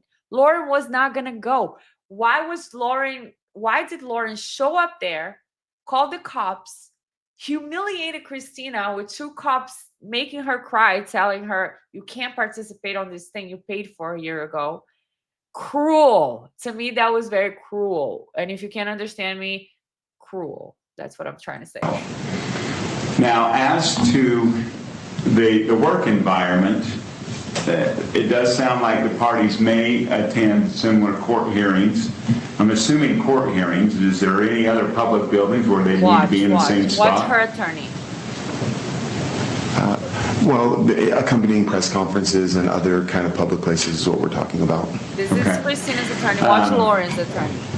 As to those, I do think that this order is not intended to stop Ms. from working. So I would object to that characterization, Your Honor. This is Lauren's attorney, and he only knows this phrase. Your Honor, I'll object to that characterization because he's going to demean Christina now. He's going to demean her, saying she doesn't work at courtrooms. She's not allowed to go because guess what? Lauren has a big channel. She's nobody. Pretty much. Sorry, the respondent doesn't work at courthouses. She's not a criminal investigator. My client is. So the representation that they need to appear in public, they may appear in public places based on her employment is not accurate. She has no employment in this field. Wow. Wow. Wow. So in this whole true crime world, right? How often do remember the guy, I forgot the trial, but there was a guy that we used to call court guy or something like that on the channels, because what did he do? He went to the hearings and he gave us notes of what he saw during the court. So any day, if I'm a YouTuber now, right? I have a small channel, very, very humble channel here. If I decide to go in person and cover a trial, that's something I can do as a civilian, right? But her attorneys not only want, Lauren's attorneys not only want Christina not to be able to speak online about Lauren, they also don't want her to be able to go to a trial, to have any interest in true crime. they're saying, listen, my client she's superior. She is allowed to go, not Christina. I think it's not disputed that they're public places. It may be in dispute whether they consider her to be a professional in this field. We certainly do. Call that a disputed issue, but it's not disputed that they're public places. What does she do? She takes photos. She's a photographer. Yeah. She's not a photographer for the court? Hold on. Sorry? Well, that's true. So Laura's attorney, you see, she's not a photographer for the courtroom. Like, what a little douche. Sorry, sir. I mean, She's a I have to freelance control photographer, myself. and she also is, like everybody, trying to make her way in this true crime Yeah, industry. we're all trying to get in there, you know. I freelance for you. The sound is off. Okay, that's right. She does freelance work for some national news outlets you would have heard about. Okay. Yeah, She's a true crime enthusiast, Your Honor. What does that make us? let me address the public place argument first. That doesn't fly. That doesn't because fly, sir. Stalking injunctions often cover public places. However, it does sound like she has a right to be there and she's got a purpose for being there. And if that's the case, if she's there with a purpose, then she can be there. The order is that they will keep, that she will keep her distance because Ms. Mathias, she's not a respondent. There isn't a counter one. So Ms.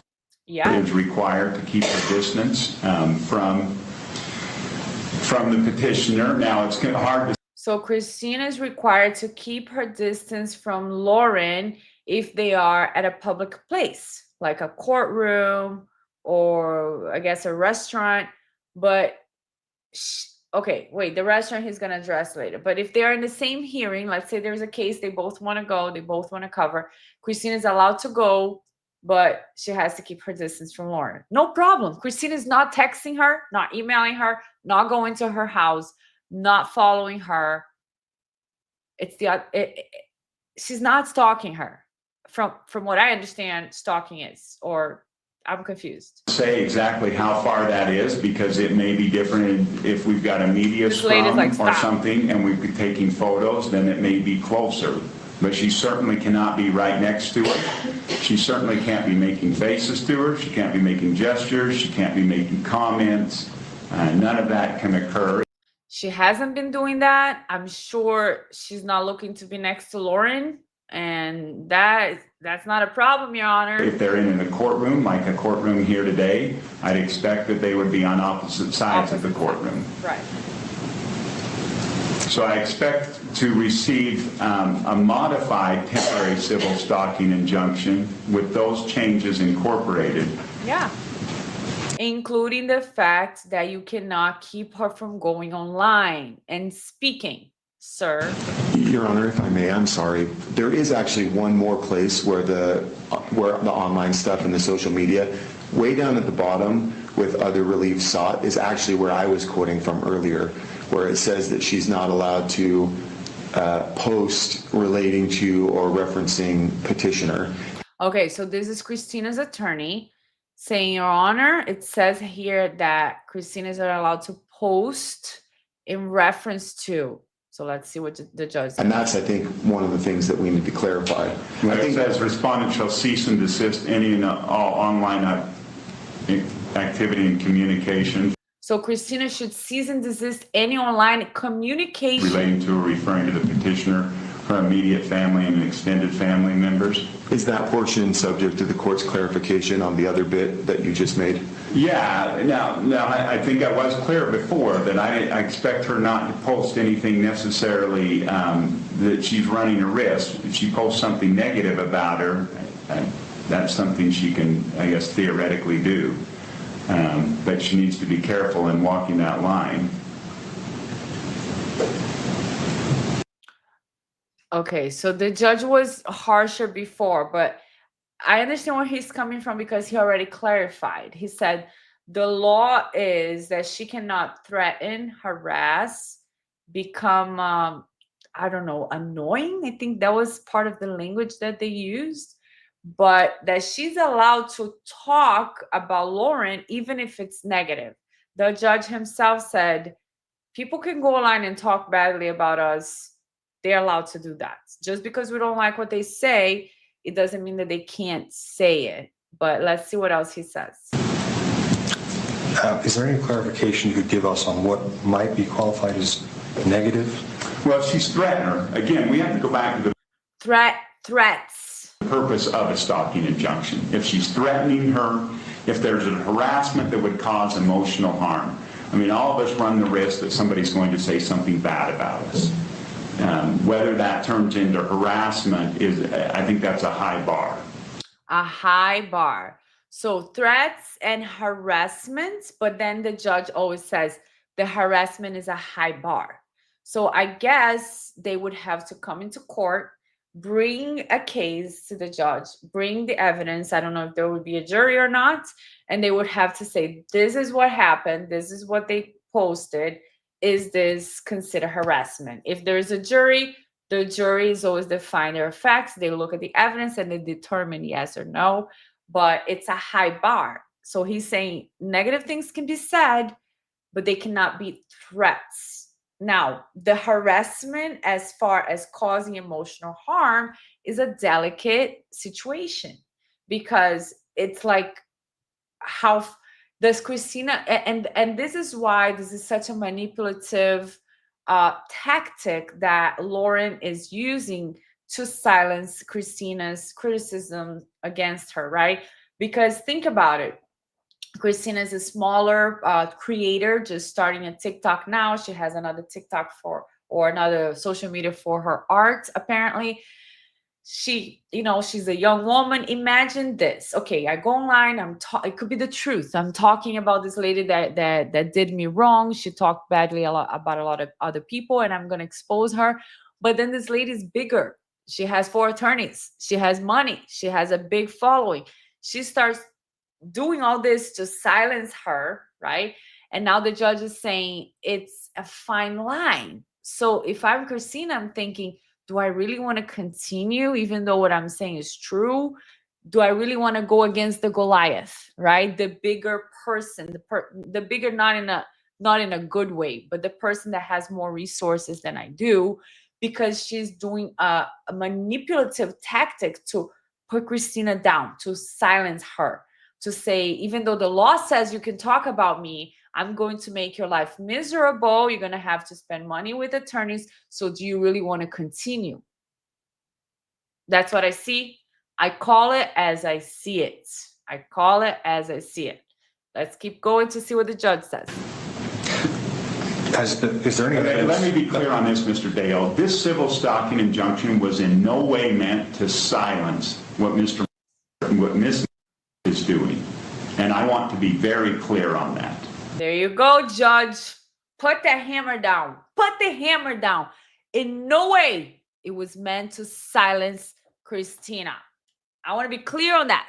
And any permanent stalking injunction will not be for that purpose. That is not what a stalking injunction is for. I guess I'm looking for clarity on what it is the court. I guess, Now he can't talk. He's like, I guess I'm not sure what we're doing here. Your Honor, I'm asking you to silence Christina, please. And the judge's like, I'm not doing that. So next. And the attorney's like, It's basically its ruling on when it says what she does or what she's doing.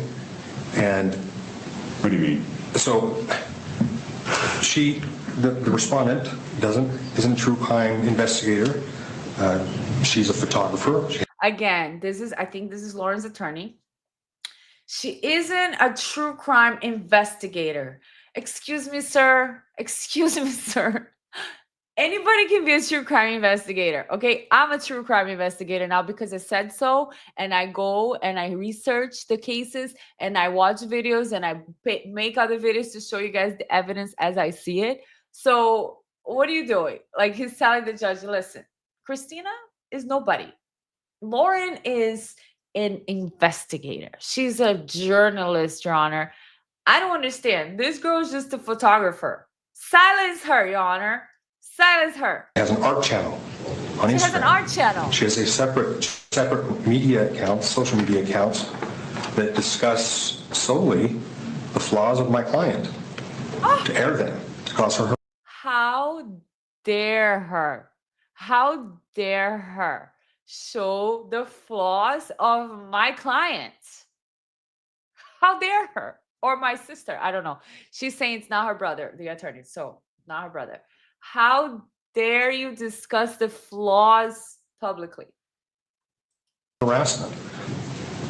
That's harassment. I guess I'm not sure that, but we haven't had the chance to provide. Now, what would be harassment in I don't have the legal definition, okay? But just let's brainstorm together here, chat. What would be harassment to you? Harassment, okay. So I would think, okay, somebody's texting me all the time and I'm not responding the same level. You know, it's kind of like annoying. So you text me like every single day and I'm not responding. So that's a little annoying. And then you start like calling and I'm like, oh, I'm busy, I can't talk.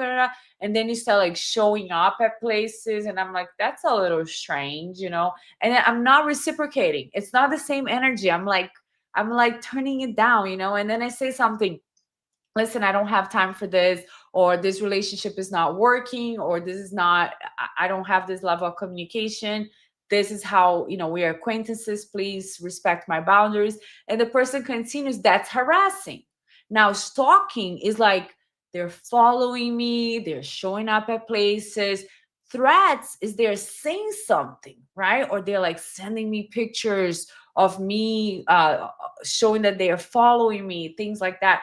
I don't know. This is just me trying to brainstorm here. Now, this attorney who went to law school, who passed the bar, and who is in front of a judge is saying, well, Christina is not a true crime investigator, Your Honor, and she's saying negative things about my client on her. She has a channel to only say negative things about my client, and that's harassment. And I don't know. The judge's not going to buy that. All that evidence yet, so we'll do that at the next hearing.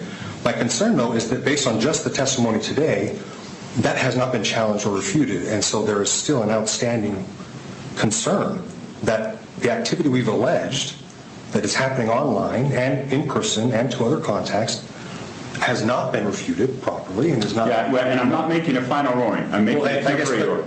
So the order, if the order is to remove this online protection from specific directed, harassment, embarrassing things that would cause my client emotional distress. Oh, embarrassing things that would cause your client emotional distress. Honestly, your client seems very fragile at the moment, that she needs help, actually, like she needs actual help. And a lot of things can cause her emotional harm. I mean, a lot of things can cause me emotional harm. Sometimes people pass by me and they don't say good morning, and that causes me emotional harm. I don't go around saying, Your Honor, they need to stop talking forever. I guess that's what I'm looking for clarification on. Is the court withdrawing that based on something it saw today? Because there isn't anything we've seen today that would. Well, I think what the court is looking at is we're trying to get more clarity than a one-sided order that was initially signed. One-sided order. The judge is gonna be like, I'm going bananas, because this is gaslighting, right? So the best of the definition of the word is gaslighting. And the attorney is joining Lauren and her doctor husband in the gaslighting. And the judge is like, am I being punked? I mean, we have free speech. What are you guys doing? And then like they keep talking and talking, the word salad, the gaslighting, and the judge's like, wait, yeah, you guys may be right. No, wait, no, this is not permanent. Guys, I'm not making a decision right now. This is a one-sided thing. Bring me some evidence. Like, judge, you're doing great. Keep up the good work. Glenn, this is great. Just because I'm paranoid does not mean that they're not following me. Exactly. Linda says, this is why, and this here's why Lauren dropped it. She knew it was going to be made permanent. And the whole purpose was to silence Christina online. So when the judge said this, it was over for Lauren. She's not getting what she wants. So she's going to stomp her feet, and let's see what she's going to do next. I hope she moves on, honestly, because this is what she's doing. She's burning her own kingdom down. And by that, I mean figuratively, not literally. Wow, I can't believe I said those words. AKA the cat lady. There is another big YouTuber what the hells, who actually had fans buy property across the streets from them. And when Jeremy didn't help them financially, they posted signs calling him a child. Wow, that's a lot of things happening over there in this comment. Whoa, whoa, whoa. Yeah, there is some real sickness in this world, guys. That's why we need to take care of our mental health. We have to make sure that we are okay. You know, we have to like get feedback from people, bounce ideas off of each other, because after COVID, especially, people be like locked up in the house with their own thoughts, watching their own things and going on rabbit holes. And then like they go out in public, they're like, did you know that everything is poison? Did you know that? Like, let's talk to other humans and try to live a balanced life and read and pray and meditate and do things that exercise, do things that are healthy for us, so that we don't end up with a mentality, a perception that somebody's against us, that people are following us, that we're being harassed, we're being threatened, when somebody's just saying, listen, you're fake. You are fake. You're fake, lady. You appear a certain way and then you talk shit behind people back. You're fake. I'm going to expose you. And now you don't like it and bring me to court. Come on. Come on. Linda says, Laura's attorney is sending people cease and desist letters who are sharing some of her messages through screenshots. It's crazy. Turtle boy. Oh, I have a turtle here. I have a turtle. Hold on. This is my turtle. So cute. It's actually my dog's turtle, but I took it for me because now I like Turtle Boy, because especially what he did in this case, exposing her, I thought it was genius and very funny, by the way. So Turtle Boy left a message for that lawyer on his live show last night. Ooh, I gotta watch. I haven't watched the recent one because I was sick this weekend, but absolutely cool. See, I have a hair on my nose. I'm not lying. I touched my nose. It's just a pacifying behavior. Oh, that's awesome. I do feel like YouTube needs to figure out how to deal with real stalking that actually happens on this app, not for Laura and John, but for real victims. Turtle Whisperer. Yes, my dog's name is Whisper. By the way, Glenn, I don't know if you know, but I have another dog now. Her name is Molly. I just adopted her maybe 3 weeks ago. She's like a Maltipoo and she's very sweet. She was used for breeding 5 years and she's 5 years old. So she's very like tired, you know, but the sweetest sister I could ask for Whisper. I will have to show you guys her picture sometimes. So anyways, let's go back to what the judge is saying here. That was based on one-sided information. One-sided. We don't mean to interfere with her public or First Amendment rights. But that's exactly what you mean to do, sir. Sir, you want her to cease and desist talking and posting negative things about your clients. That's exactly what you mean. What is this, opposite day again? But to the extent she has made specific channels titled Objection, Your Honor, that are about my client, we would ask that protections or restrictions on those accounts be held. Oh, did you mean restrict her speech? Held in place until we can That have seems to be directly a freedom of speech issue. they're directed. They're just like, that would be a direct freedom of speech. You want me to restrict her speech? No matter how you put it on your gaslighting word salad method, that's exactly what you're asking me to do. Restrict her speech. Right, which is a freedom of speech issue. You can say things about people. We may not like them, but we can say things. What she's prohibited from doing, let me be clear, because you're asking for clarity. She cannot threaten. The judge's like, sir, Mr. Attorney, who went to law school, who passed the bar, who's in front of me, arguing this case, let me be clear to you, because apparently you don't understand, okay? She cannot threaten her. She cannot harass her. She cannot follow her. She cannot show up at her house. She cannot email her, text her, call her. But she can post things online. She can speak about her. She can't threaten her physically or her family. She cannot defame her. If there's a defamation is a different thing. What is defamation for a public figure? I don't know, but from what I understand is when you say things that are untrue about that public figure, and when they go to court, that is proven, and that would be a defamation lawsuit. defamation then that's something that's illegal and would fit under a stalking injunction. I think that's what we're looking at, is that she can't do. I can represent to you that there are many You represent, sir? You just gaslighted the crap out of everybody here for the last hour. We're not going to believe anything you represent. Let's bring some proof. Give me the receipts. Let me see where Christina threatened her. Let me hear it. Let me see where she showed up at her house. Let me see where she defamed her. Where's the proof? You represent? No, we're not buying that. many videos that defame my client. Okay. So I would ask that that temporary protection be in place until such time as we can review, the court can review the defamation nature. Well, I think what I'm going to do is I'm amending it, saying that she won't threaten. We're going to be very clear online. She won't threaten. She won't defame. Yeah. And she doesn't, and she Okay. hasn't. Just because you think so and you say so and you feel, it doesn't mean it's true, sir. Like Glenn said, just because I'm paranoid does not mean somebody's following me. Thank you. Whether online or other. Well, she's not talking to her in person. I expect No. zero communication. She's not, as Your far Honor. as she can't talk to her, she can't email her, she can't text her. She's not, Your Honor. She hasn't, Your Honor. She hasn't. Mr. Dunkelberger, I want to be clear. She can't do that through a third party. She can't send a message. She's not. You know what happens is Christina talks to other professionals, right? Let's say another YouTuber, another creator, and I think Christina or no, Lindsay. Lindsay was a producer for Lauren for a minute or something like that, and then Lauren referred Lindsay to another YouTuber. So they're in this world, and Lindsay's friends with Christina, was friends with Lauren, blah blah blah blah blah, a bunch of women, right? So what happens is now Christina may talk to another YouTuber who knows Lauren, and then the other YouTuber doesn't want to talk to Lauren because they think she's a shitty person. They're like, oh man, this lady's doing this. I don't like her. I don't want to talk to her. Lauren wants to prohibit Christina from talking to other creators about her.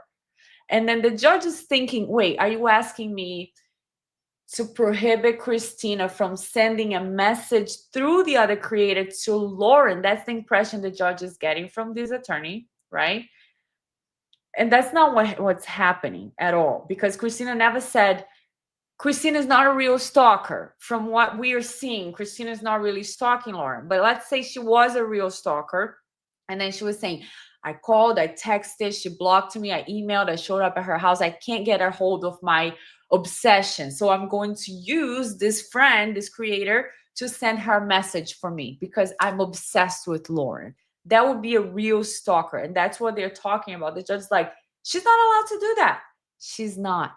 What Lauren wants to keep her from doing is talking to other professionals about her in a negative manner.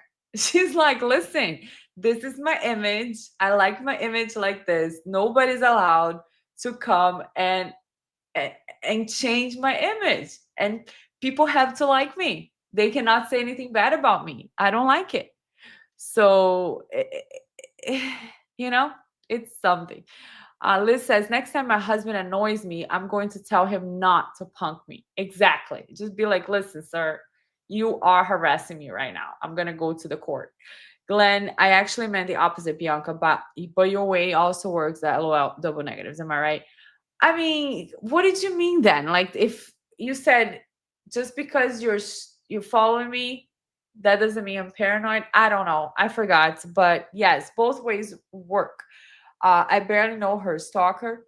Lily Eve, the entitlement is off the chart. Not only from the petitioner, Lauren, but from her attorney as well. Like, Christina's not even a true crime investigator. She's just a photographer. Like, even the tone of his voice, I can't wait to see them. Like, if this becomes an actual hearing that we can see their faces, I would love to see the attorneys' faces because the voice is already irritating me. Through a third party. There is to be no communication there. Well, I feel bad for the judge because the judge is here trying to explain something and her attorney wants something else. Lauren's attorney wants Christina to not talk to any professionals about her, and the judge's like, she cannot send messages through anybody. She's not, Judge. Other parts of the civil stalking injunction remain intact as well. I don't want her near her house.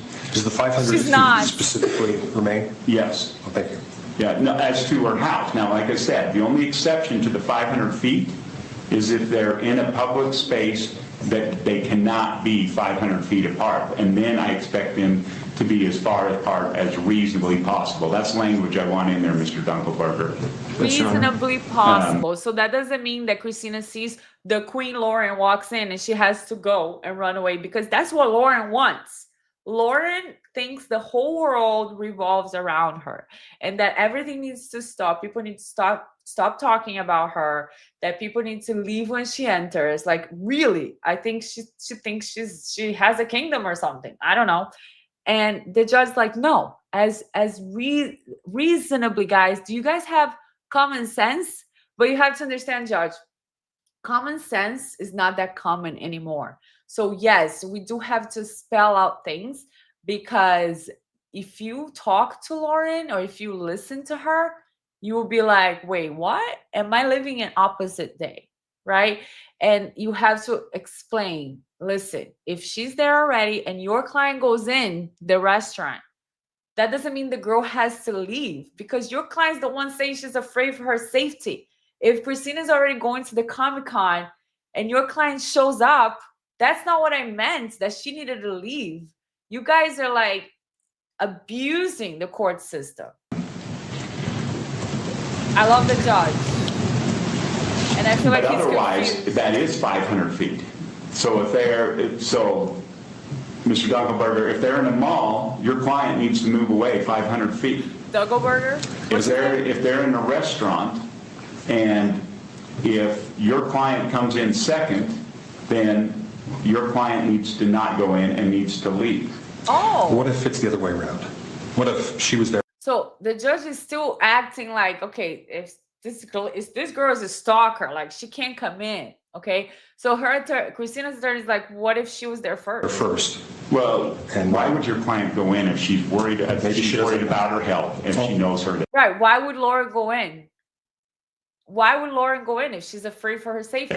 That's the key. If she didn't know she was there, but the respondent says, well, I was here first, what should my client expect to do in that circumstance? Leave. Well, I would expect if your client is worried about her safety, when the reason we got a stalking injunction, and she goes in there, she would leave. Now, if by chance we've got Miss McCullough is in there, I'm assuming your client's not going to go over and approach her.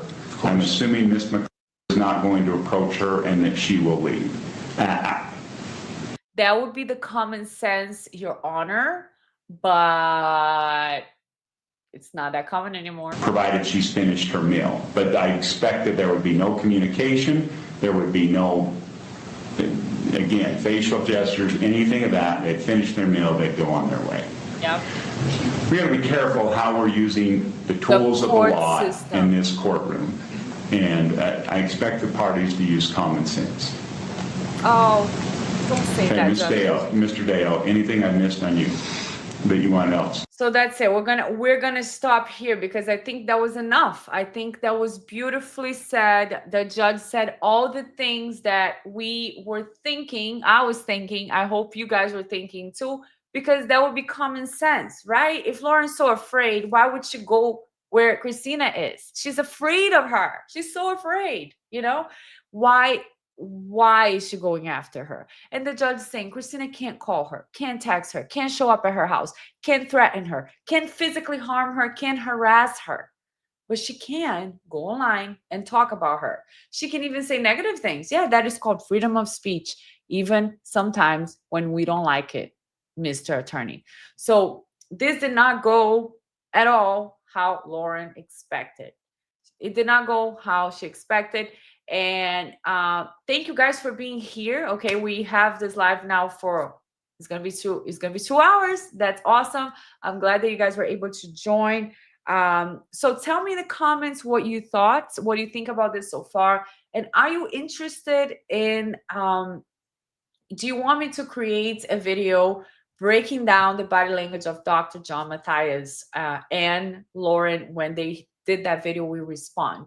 If you do want me to create that video, please leave a comment, let me know, and I will work on that, because the body language, I have to break it down. I have to get the frames, get the facial expressions, break it down to see what dynamic we are working with. So if you guys are interested in that, let me know. Or if there's any specific case that you think we should be covering, let me know.